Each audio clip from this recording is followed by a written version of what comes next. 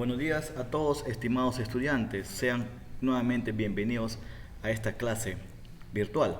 En esta oportunidad vamos a desarrollar ya el impuesto a la renta de personas naturales. Mi nombre es Víctor Arevalo Mesa y soy docente de la carrera de Contabilidad para el Instituto Superior Tecnológico Pedro A. del Águila Hidalgo.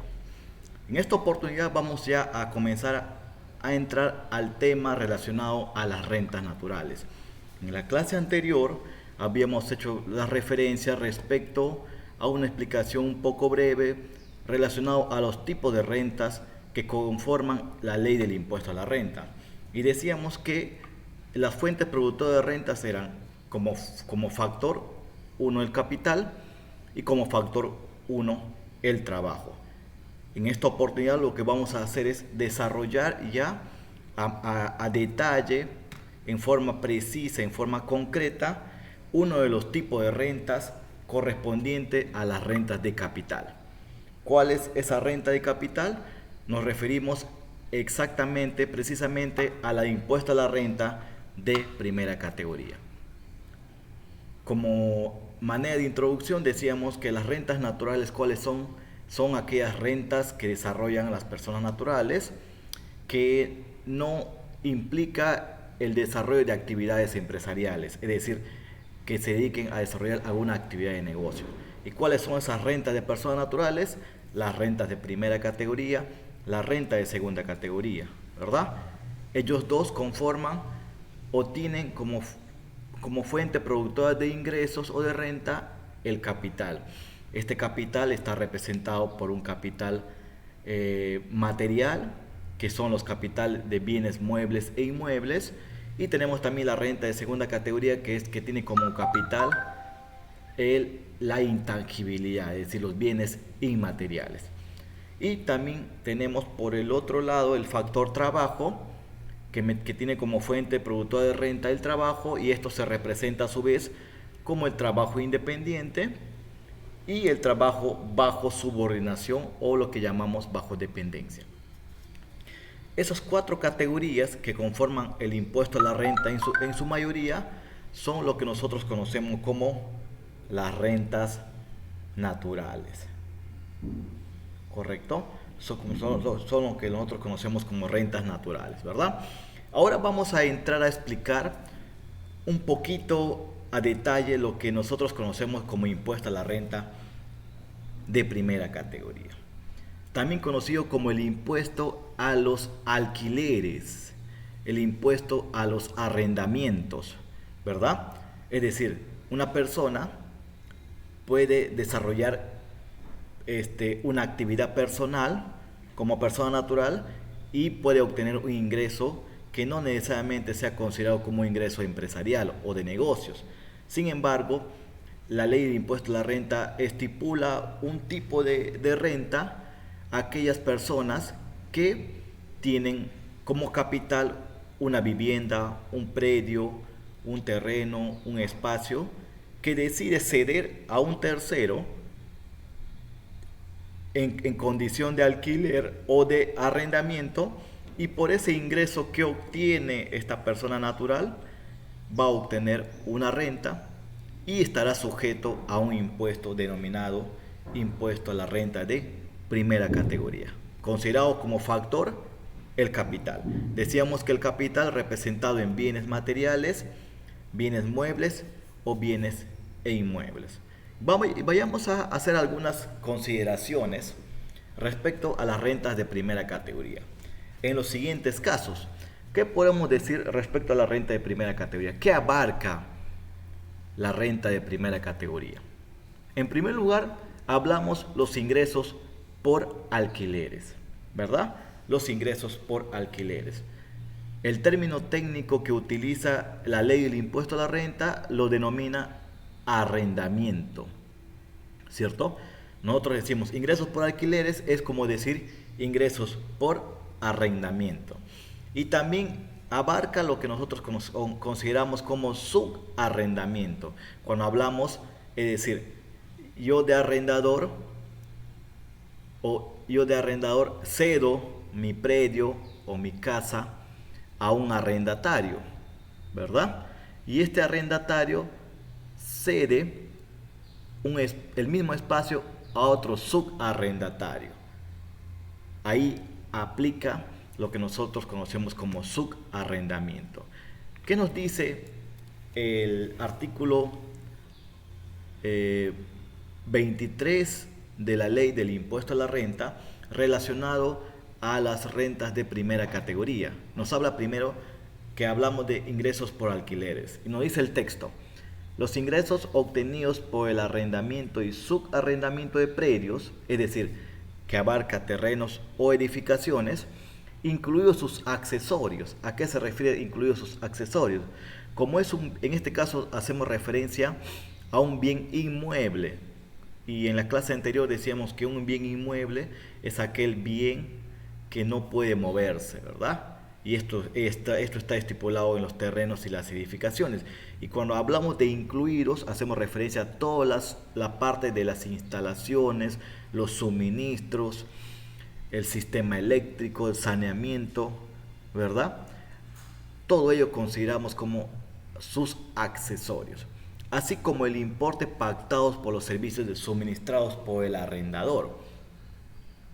Cuando hace referencia a los suministros suministrados, a los servicios suministrados por el arrendador, se hace referencia que si va a ceder en condición de alquiler o arrendamiento su predio o terreno, los servicios suministrados son los servicios de agua potable, los servicios de energía eléctrica, en algunos casos los servicios de cable y televisión. Dice: así como los importes pactados por los servicios suministrados por el arrendador. Y acá hay un término nuevo. ¿Quién es el arrendador? ¿Quién vendría a ser el arrendador? Persona que da en alquiler, es decir, un arrendador puede ser el dueño de la casa, ¿verdad? Generalmente es la persona que tiene bajo su poder legal un predio, una edificación o un terreno. Persona que da en alquiler, es decir, el que cede el bien inmueble para alquilar, para arrendar, ¿verdad? Y el monto de los tributos que tome a su cargo el arrendatario. Cuando hace referencia a este término, ¿qué nos indica? Obviamente, si por ejemplo la casa se da en alquiler a un arrendatario, ¿quién es el arrendatario? Es el inquilino, ¿verdad? La persona que alquila el bien, el inmueble, para habitar, sea para casa o sea para negocio, ¿verdad? Que tome a su cargo los tributos. ¿Qué tipo de tributos serían? Sí, podría ser el impuesto predial, los arbitrios municipales, el autovalúo, entre otros. Y que legalmente corresponda al arrendador, efectivamente, ¿verdad?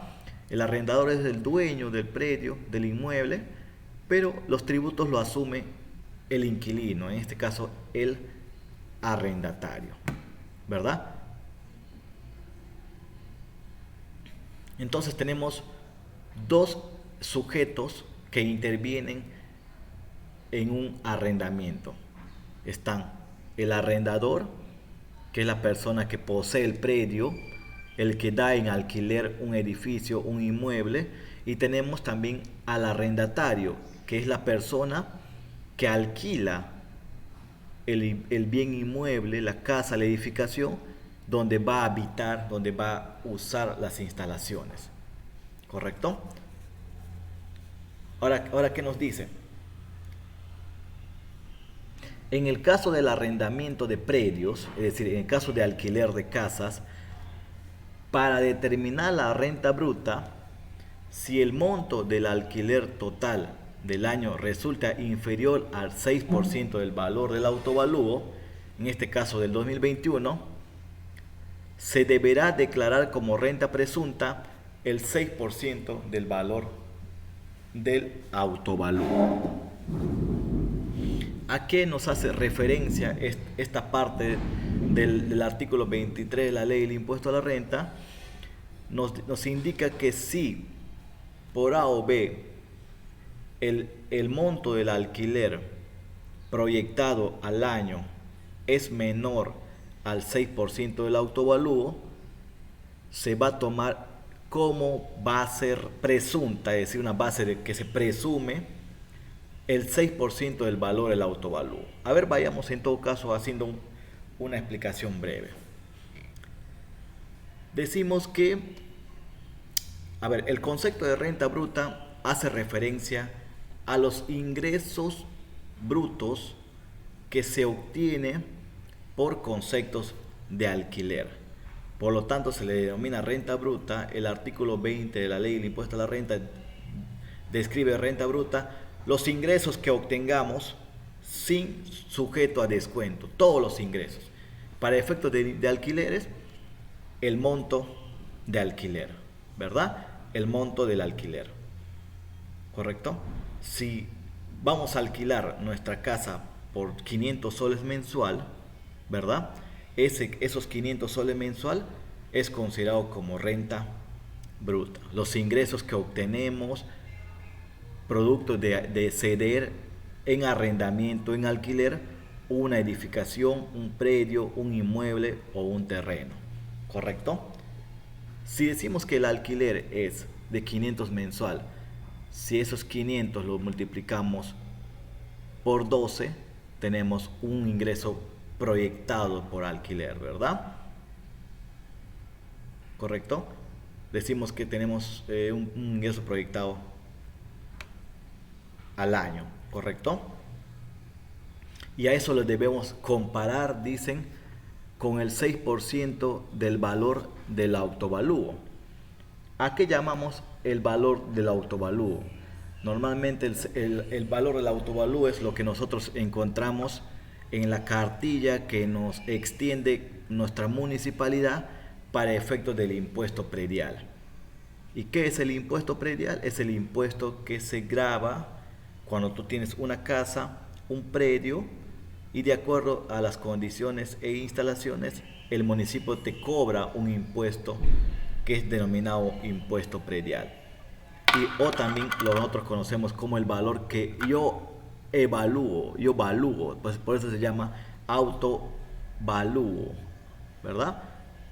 Es decir, el propietario le pone un valor a su propiedad, ¿correcto? Entonces tenemos ahí ingresos por alquiler, interviene arrendador y arrendatario, ¿correcto? Para determinar el ingreso por arrendamientos, por alquileres, tenemos la denominación de renta bruta, que es el monto del alquiler que uno obtiene mes a mes y la proyección al año. Y esto es comparado con el 6% del valor del autovalúo, ¿correcto? Lo que resulte mayor entre la proyección de los ingresos por alquiler al año y el 6% del valor del autovalúo se tomará como base para el cálculo del impuesto a la renta de primera categoría, ¿correcto? Otro concepto nuevo que vamos a aprender o a mencionar es que cuando hablamos del monto del alquiler, para efecto del impuesto a la renta, para efecto de considerar en un contrato de arrendamiento o de alquiler, llamamos al monto del alquiler merced conductiva. Ojo, este término es importante, es nuevo para ustedes. ¿Qué es la merced conductiva? La merced conductiva es el monto del alquiler pactado entre el arrendador y el arrendatario, ¿correcto? Ese término es, ¿qué es merced conductiva? Monto del alquiler determinado entre ambas partes, entre el arrendador y el arrendatario. Ahora, tratándose de subarrendamiento, ¿cuál vendría a ser una explicación de subarrendamiento? El arrendador cede o alquila al arrendatario, que es el inquilino, un predio, ¿verdad? A través de un contrato de arrendamiento con firmas notariales, con firmas legalizadas ante notario, y eso le da una validez legal para protegerse entre el arrendador y el arrendatario, es decir, entre el dueño y el inquilino. Pero a su vez se puede desarrollar un subarrendamiento. ¿Qué es un subarrendamiento? El arrendatario se vuelve un subarrendador, es decir, yo inquilino tengo en alquiler una casa, un predio, y yo como inquilino me vuelvo subarrendador porque yo cedo el mismo espacio que estoy alquilando a un tercero. Y ese tercero se vuelve un subarrendatario, ¿verdad? Repetimos. Inicialmente tenemos un contrato de arrendamiento donde interviene el arrendador y el arrendatario. El arrendador es el propietario y el arrendatario es el inquilino. ¿En qué momento estamos estipulando un subarrendamiento? Cuando el arrendatario, que es el inquilino, se vuelve subarrendador, ¿verdad? Y alquila o cede a un nuevo subarrendamiento, ¿verdad? Que vendría a ser, digamos, una nueva persona que también alquila parte de el predio que ya está sujeto a un alquiler. ¿Y cómo se determina la renta bruta? Es decir, cómo se determinan los ingresos por alquileres.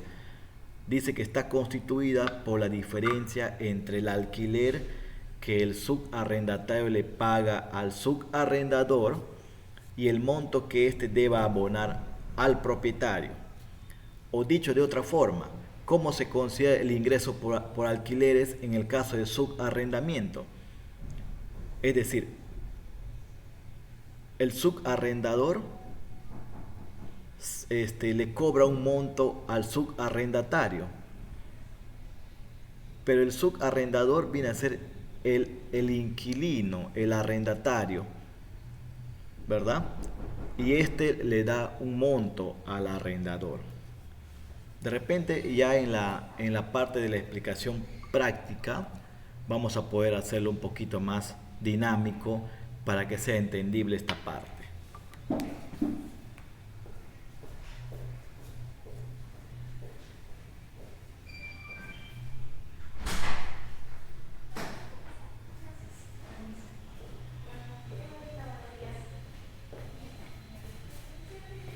Entonces, seguimos respecto a los alquileres.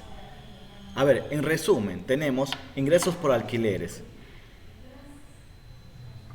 contrato de arrendamiento entre el arrendador, que es el propietario o la persona que da en alquiler, y el arrendamiento, que es el inquilino, la persona que quiere el alquiler, ¿verdad? ¿Qué son la renta bruta? Son los ingresos que se obtienen por alquiler.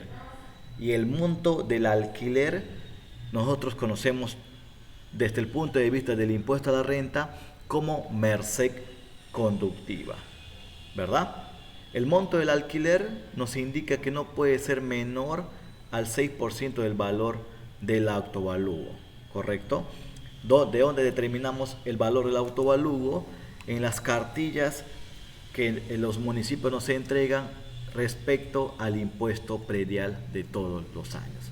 Si la proyección de los montos del alquiler es menor al 6%, entonces se toma como referencia para determinar el pago del impuesto el 6% como renta presunta del valor del autovalúo.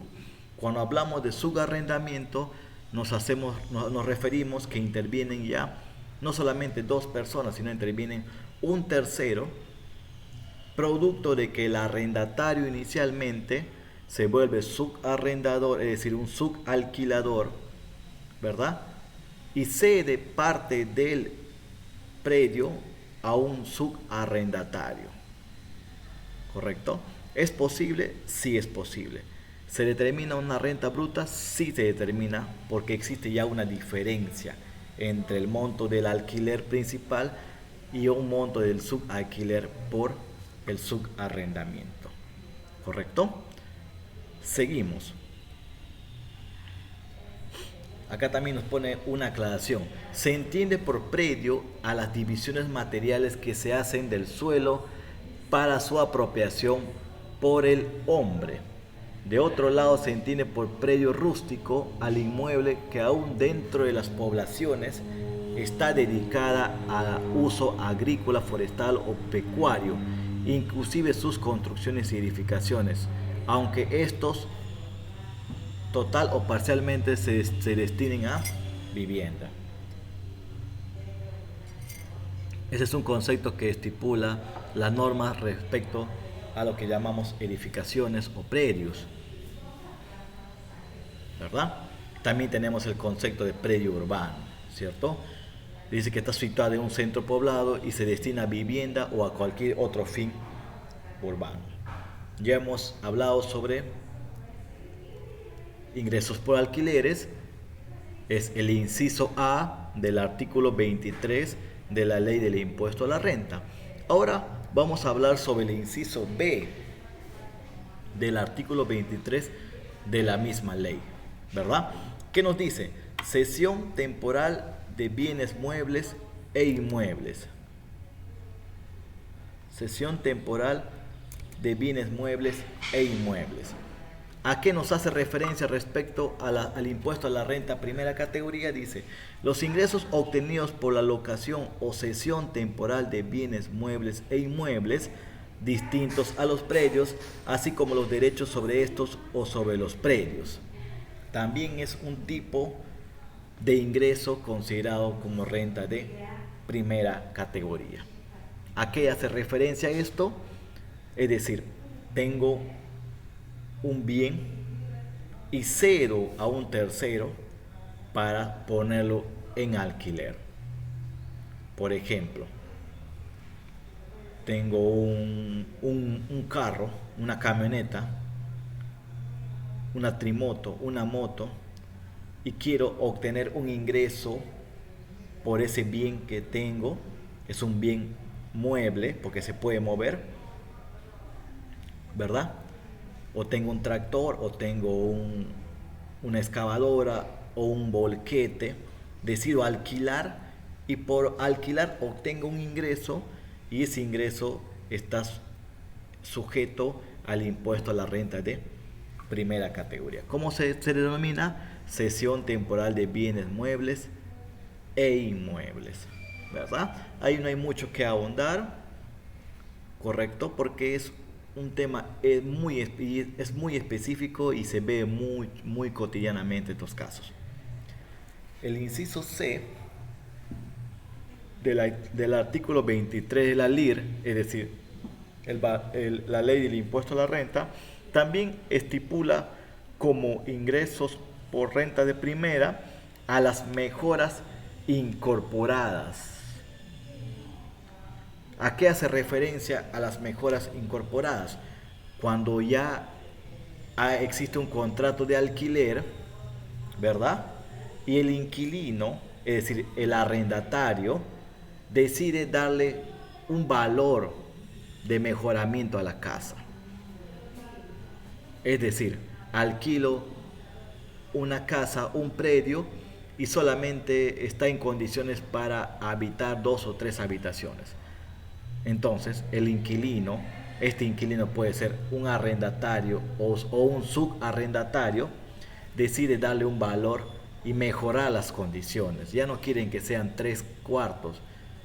Invierte un billete, un monto, y ya no son 3, hace 6 cuartos. ¿Verdad? ¿Verdad? ¿Correcto? Hacen 6 cuartos.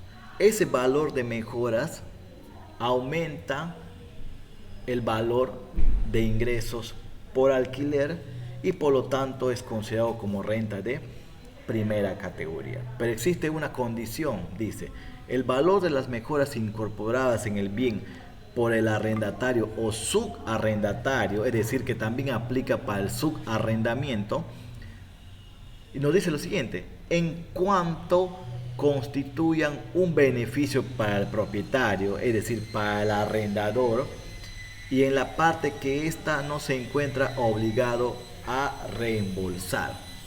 Es decir, si el inquilino, sea arrendatario o subarrendatario, ¿verdad?, decide otorgar mejoras al predio, a la casa, al inmueble, eso va a beneficiar al propietario, que es el arrendador. Pero si el propietario no hace ningún reembolso al inquilino, el valor de esas mejoras va a aumentar el valor del alquiler.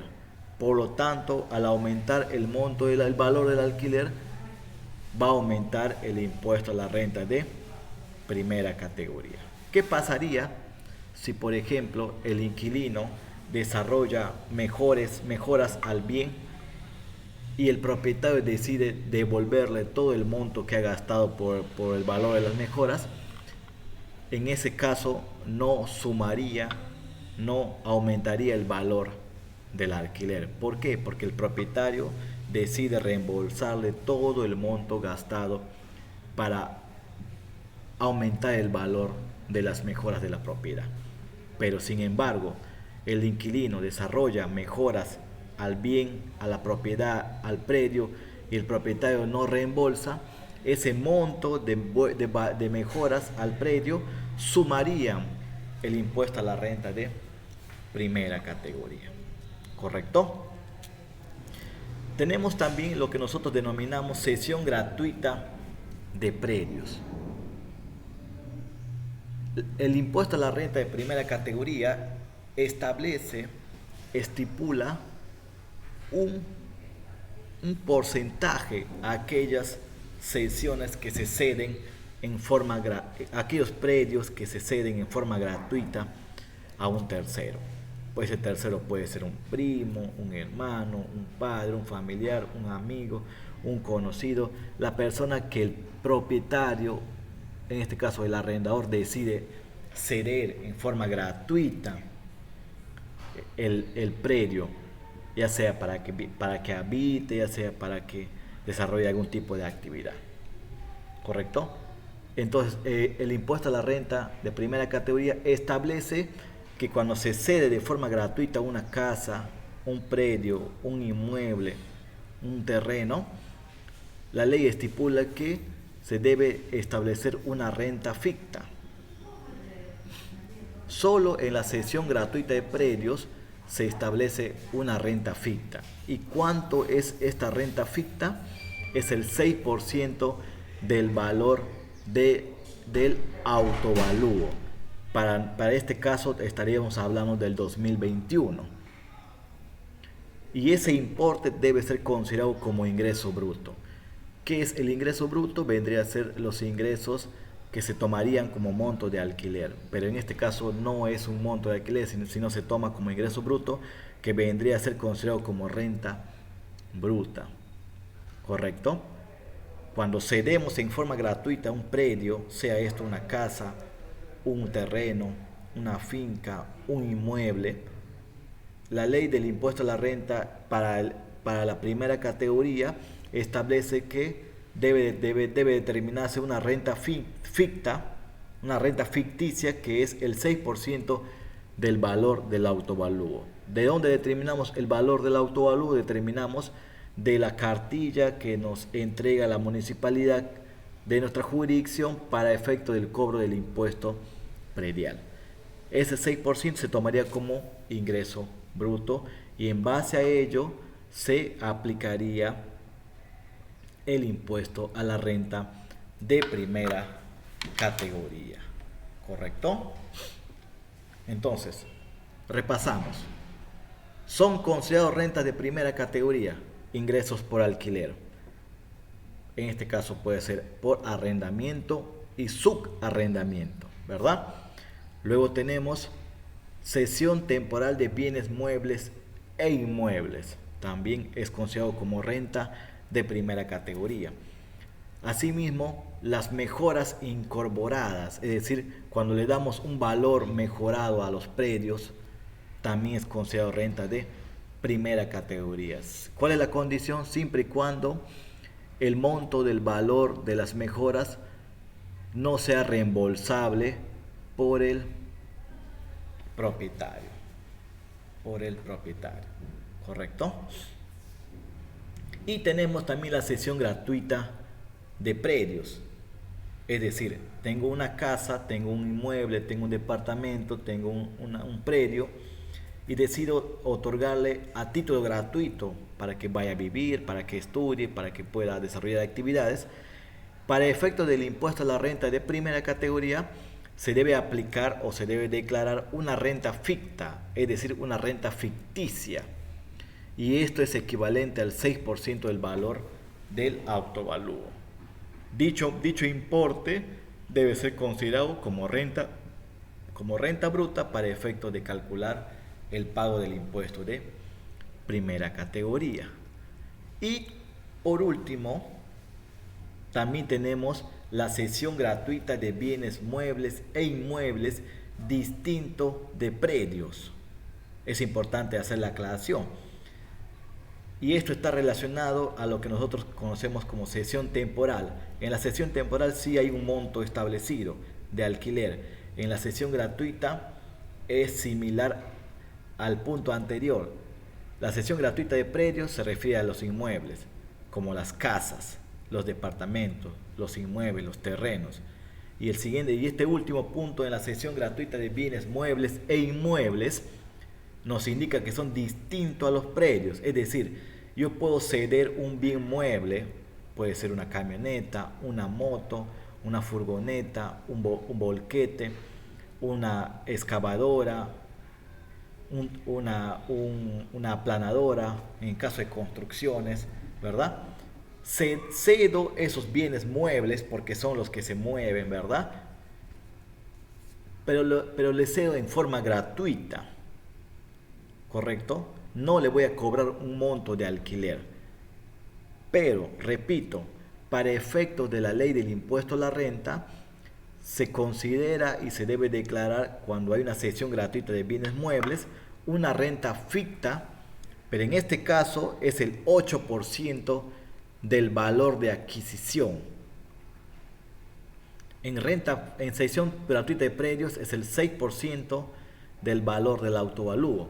En el caso de cesión gratuita de bienes muebles es el 8% de la renta ficta, es decir, la renta ficticia. Como no hay un monto de alquiler porque se está cediendo de forma gratuita el bien mueble, la ley del impuesto a la renta establece una renta ficta para efectos de ser considerado como importe sujeto a un pago de impuesto de primera categoría.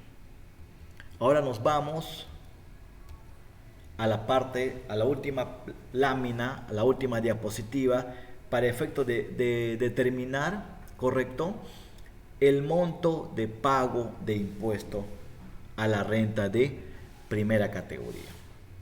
Hasta ahí tenemos un contexto un poco general respecto al impuesto a la renta de primera categoría. La pregunta es, ¿quién paga el impuesto a la renta de primera categoría? ¿El arrendador o el arrendatario? El impuesto a la renta de primera categoría es asumida por aquel sujeto o persona que obtiene un ingreso, que obtiene una renta. Por lo tanto, el impuesto a la renta de primera categoría lo asume, lo paga el propietario, el arrendador, la persona natural sin negocio, la persona natural que tiene bajo su poder un capital, un predio, un patrimonio y obtiene un beneficio, un ingreso. Por lo tanto, es la persona obligada, responsable al pago del impuesto de primera categoría. ¿Correcto? ¿Quién paga el impuesto a la renta de primera categoría?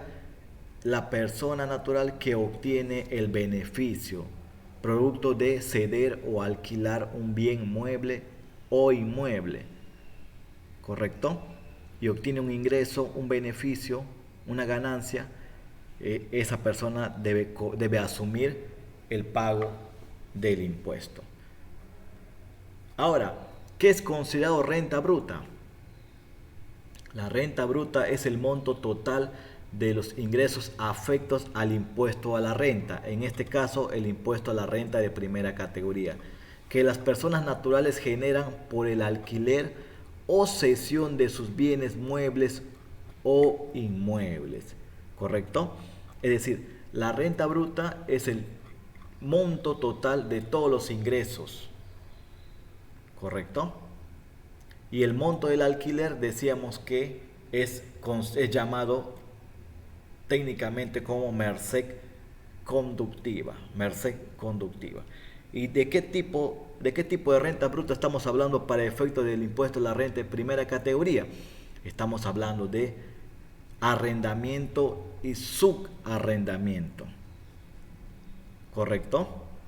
De todos los ingresos, cesión temporal de bienes muebles, valor de las mejoras, las sesiones gratuitas de inmuebles, las sesiones gratuitas de bienes muebles.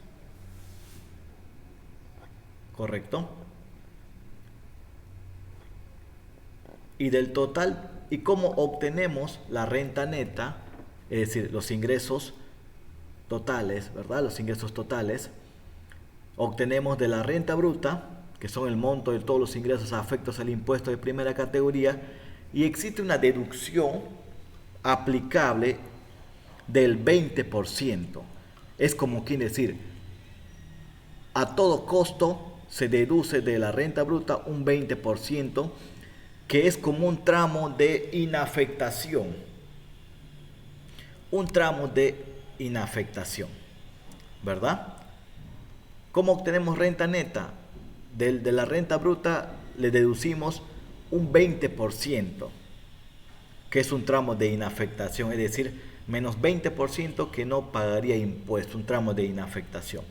Y a eso se le aplica una tasa del 6.25 de la renta neta, o también es equivalente al 5% de la renta bruta, que es como una tasa efectiva. 6.25 de la renta neta. ¿Cómo obtenemos la renta neta? La renta bruta menos el 20% de deducción de la renta bruta, o simplemente de la renta bruta el 5% como tasa de impuesto a la renta de primera categoría. ¿Correcto? Eso vendría a ser la explicación respecto al impuesto a la renta de primera categoría, esperando que haya sido de su total comprensión y entendible para que ustedes puedan practicar, leer, escuchar esta clase grabada que será subida al canal de YouTube. Y las próximas clases vamos a hacer los casos prácticos respecto a la renta de primera categoría. Sin más que agregar, nos vemos en el próximo video de las clases de legislación tributaria de la carrera de contabilidad. Mi nombre es Víctor Arevalo Mesa, docente principal del curso, y nos estamos viendo, Dios mediante,